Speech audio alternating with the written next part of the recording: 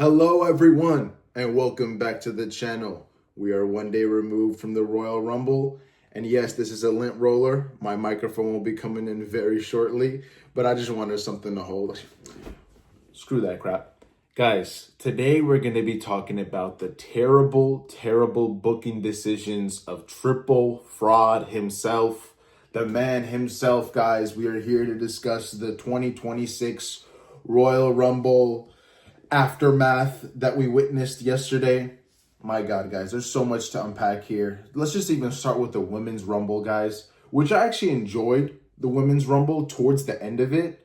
You know, it was getting very entertaining with like Last Legend. You know, she was kind of working the crowd, and low-key, like, there was some story to attach there. You know, she was doing some good character development there. When she first came out, I don't really care, to be honest. I'm like, she's probably gonna like eliminate a couple people and bounce.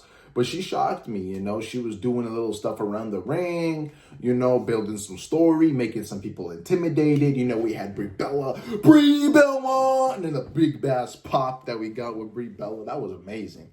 You know what I mean? I enjoyed that part. Little things like that I enjoyed, but it's not enough. It's not enough to like cook for weeks that we're going to see for Monday Night Raws or SmackDowns in the future. Like, there's nothing to look forward to. Just because Brie's back, we know why Brie's back. So Nikki can stay in the tag division. That's why they brought back Brie, guys. We know why they brought back Brie. So they can be in the freaking tag division. But another thing that they just weren't executing well is all the winners. Everything was predictable. If you guys watched my Royal Rumble predictions videos, I got everything 4 for 4, right? And that's not always a good thing, you know? I mean, like, I'm glad Liv won, because the last 2 years they made her freaking stop at like she was like the runner-up, right? She was like the last one before that got eliminated, right? So it made sense that she won. But you also could have made Lash win, because you guys built her up as this massive heel, and if she won, the upset would be insane. But they didn't execute on stuff like that. Or even like later in the night, let's save that actually for later. We're going to talk about the Men's Rumble last.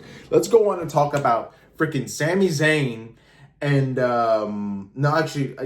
wait, was that the next match? No, it was Styles and Gunther. So Styles and Gunther were supposed to give out this last retirement banger, which it wasn't bad. I didn't mind it, you know. It was because the match had a stake to it. It had AJ Styles' retirement to it.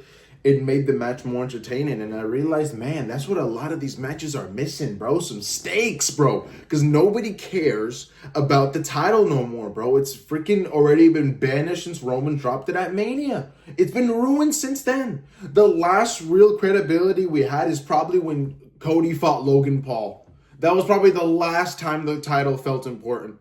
You know what I mean? When he fought Logan Paul. And don't even get me started. I get so mad when people bring up that Kevin Owens feud with Cody. It was not good, guys. I'm not a guys. Me as a wrestling fan, I like trilogy matches. I like all that stuff. But if Cody's resume, he had only fought like 2 people that year, and then the resume is Kevin Owens 3 times, I don't fuck with that. If you had Roman's resume and then fought Kevin Owens 3 times, then I understand. But Cody didn't have his resume. He fought AJ Styles, Logan Paul, Kevin Owens. I'm probably missing a couple that people are going to remind me in the comments. But be honest, who else do you remember? Besides AJ Styles in France. And then he fought him again like in Paris, I think. And then, or wherever that pay-per-view was. And then he fought Logan in Saudi. And then Kevin Owens like 3 times. And then he dropped the belt to Cena at Mania.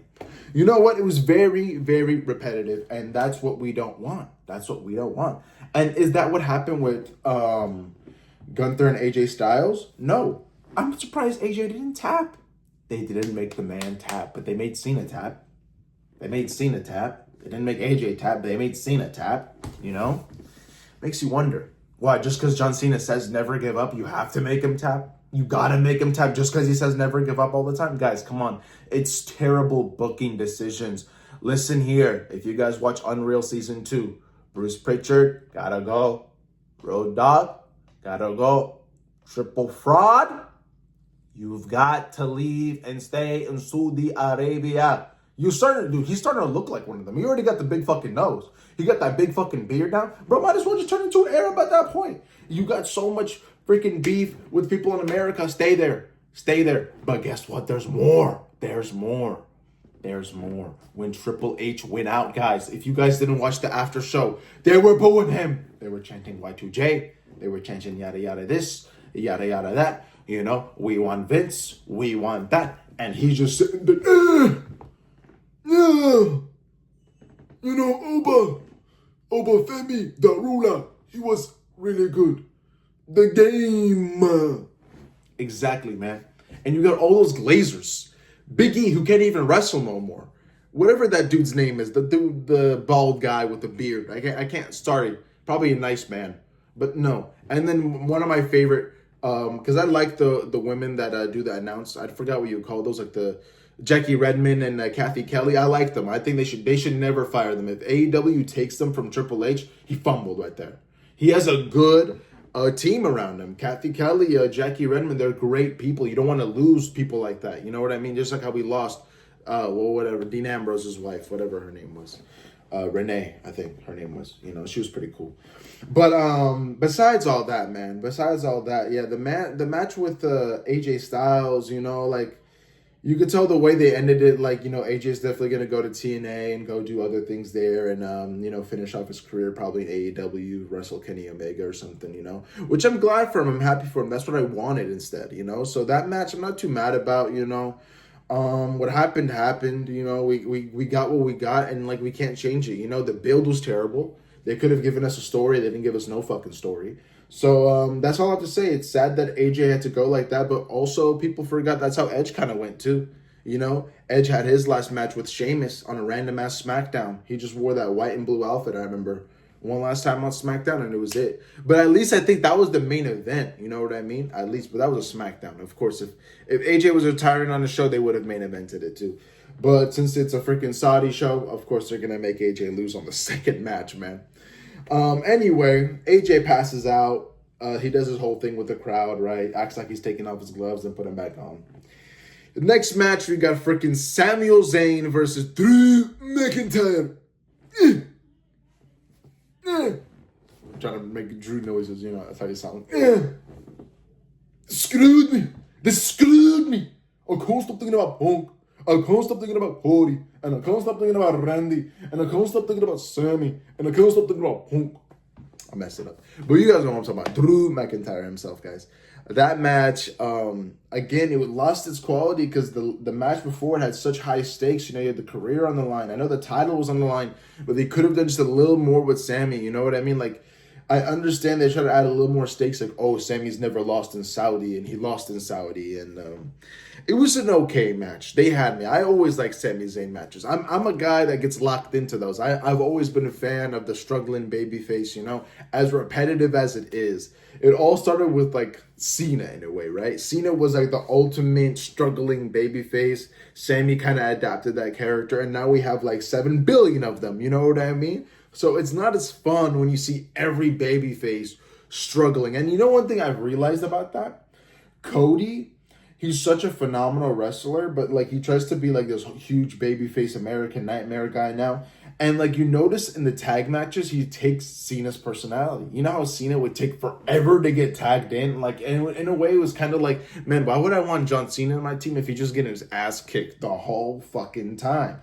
And I get it. It's supposed to get the kids on you and, like, it makes you're so excited for the tag. But no, if it's every match that he's like that, that just shows you that Cody's weak. He's a weak motherfucker. Cena wasn't like that on every tag match. You know what I mean? So they just got to utilize things well. You know what I mean? I realize there's not a lot of good booking decisions. Like the SmackDown before Royal Rumble looked more full than the Royal Rumble, which I could be wrong about that. I think I am wrong about that. A lot of the people that were there said it was pretty full. It was just a lighting issue. But yeah, this match with the Sammy and Drew is not bad, you know. I'm glad Drew won. I predicted Drew won. You know what I mean? And he won in convincing fashion. And Drew looked like a champion out there, man. His physique. He went out there looking more lean than he usually is. Like, he shaved. Like, it was phenomenal, bro. He looked great, you know? And it just made me feel like how long it's been since we've had a convincing champion. And it's been since Roman. As much as I love Cody and how good that belt looks on Cody, he's no different than 2010 John Cena when he had that belt. That's the vibe I get from Cody. When Cody held the belt the first few weeks, he had aura, But then it immediately got ruined after his 2 matches with AJ Styles and Leon France. It's because there was no build. There was no nothing after that. You know what I mean? There was no storyline being developed. It was all terrible. Let's go on to the main topic of tonight, guys. The men's Royal Rumble. Wow. Guys, I look forward to the Royal Rumble every year. It's my cousin's, like, favorite event. Like, it's something that we could all watch because not all my family likes wrestling, but people understand the Royal Rumble. 30 men every 90 seconds. A man comes out. You got to throw them over the top rope, and who's ever the last one standing wins. You know, simple as that. But they took in that premise, they flipped it sideways, spray painted it, shit it all over it, and then shipped it in a box. And then they called this the Royal Rumble. They spray painted it yellow and green and said Riyadh. Guys, there's nothing Riyadh about this, bro. There was nothing. The numbers were too small. At least, God forbid, at least have the numbers like massive. I didn't even know whose number was half the time. You know what I mean? And they got all this stuff going on the screen. I don't hate on it. They had it last year. I'm actually a fan of the new screen. It makes it look like a sport, I guess, so people can actually like pay attention and who's coming in next and all that stuff. But like, I'm talking like the jumbo number, like when they're coming out. Like, if you weren't watching it on TV, how would you know what number they were? Because the number was so tiny and it was only on one side of the stage. I'm like, bro, they ain't gonna see that freaking number, bro. Anyway, usually the number is massive. You know what I mean? That's so stupid. I shouldn't be talking about that. That's so dumb. Not even that. Guys, what's up with all the AAA guys? And especially in Saudi.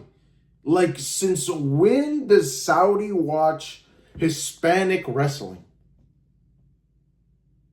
Make that make sense, guys. AAA is barely even famous in America, let alone Saudi. You expect these motherfuckers to know who Mr. Iguana and La Parka is? Guys, I couldn't stand when La Parka came out. I understood Mr. Iguana, but La Parka, the dancing, the little, like, bro, at least add a story to it. At least made it seem like, oh, it's Finn Balor underneath there. Oh, Finn Balor, he snuck in and he's in the Royal Rumble. Yes! And that could have been like a top 5. Oh my God, if Finn Balor made it at the last with La Parka and like eliminated by Roman or something, that would have been sick. They would have been awesome, but they didn't do that. They didn't do that. They gave us La Parka, who looked like a 50-year-old man with those dance moves. Yes, I could tell. Even with that mask, you could tell their age, bro. You could tell their age by their mask, bro. You could tell Mr. Iguana's damn near 60. When he barely even tapped that when Javon Evans was on the rope, and then he barely hits Lyeska on his face. I'm like, bro, what are you doing? Like, thank God, bro, my girlfriend wasn't around me. My dad wasn't around me, or my mom. Like, if they walked in on me on my grown age, 21 years old, watching this, and they see Lyeska and they see La Parka, and they already know it's fake, and they're like, bro, what are you watching?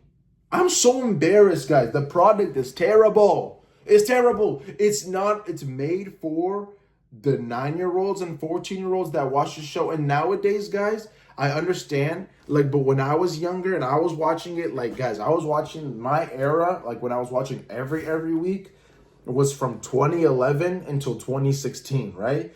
And, guys, you guys can look back at that era and roast it all you want, but at least that fucking era has stability. It had sense. It wasn't cringy. It wasn't corny. It wasn't, I wanted to turn off. I probably only wanted to turn the TV off when Vicky Guerrero was on screen. Besides that, when Vicky Guerrero wasn't on screen, nothing was cringy. Guys, when the backstage segments show on the show, when the women show on the show, it makes me want to turn it off. And I'm not trying to be mean, guys, but you guys are appealing to a certain type of audience. You know what I mean? The audience that doesn't really have a lot of friends, and the audience that finds comfort out of this stuff. Guys, wrestling is motivating. Wrestling is great. Wrestling, Cody, is motivating. All this stuff is. But don't, like, guys, don't be, like, always trying to promote, like, the goody stuff. You know what I mean? Always trying to do the Make-A-Wishes, the cancer stuff, the this. And I understand that stuff is so important. But when you flood yourself with that and you're so innocent and you're so nice, you lose people, guys. You lose the main reality of stuff. Why is things like the UFC